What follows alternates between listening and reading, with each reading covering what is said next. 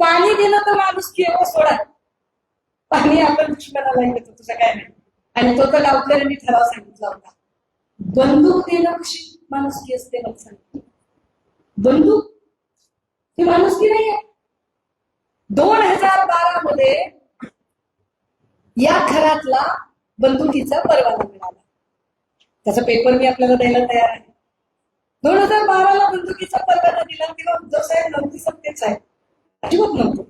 2012 कोण होते? I think अशोकरावजी होते, जे आता भाजपकडे आहेत. भाजपच्या अंगा खांद्यावर खेळत आहेत.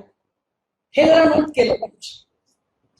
कारण तुम्ही कारण असताना जर तुम्ही अशा पद्धतीने ॲलिगेशन करा तर आम्हाला पाळवलं, आम्हाला खणून करता येतात.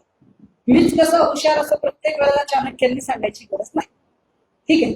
2012 तुम्ही बंदुकीचा शस्त्र परवाना दिलाय आणि 2024 त्याचं नूतनीकरण झालं. आता हे 2024 जे नूतनीकरण झालं, 24 गृहमंत्री कोण? फडणवीस. 24 मुख्यमंत्री कोण? श्रीयुत फडणवीस.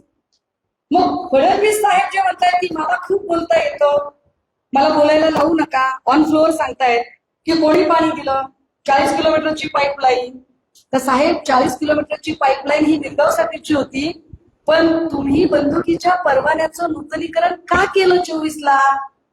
1.5 वर्षापासून प्रकरण माहिती होतं असं महिला आयोगाची अध्यक्ष सांगते, असं पुण्यातल्या त्या कोण कार्यकर्त्या त्या सांगतात.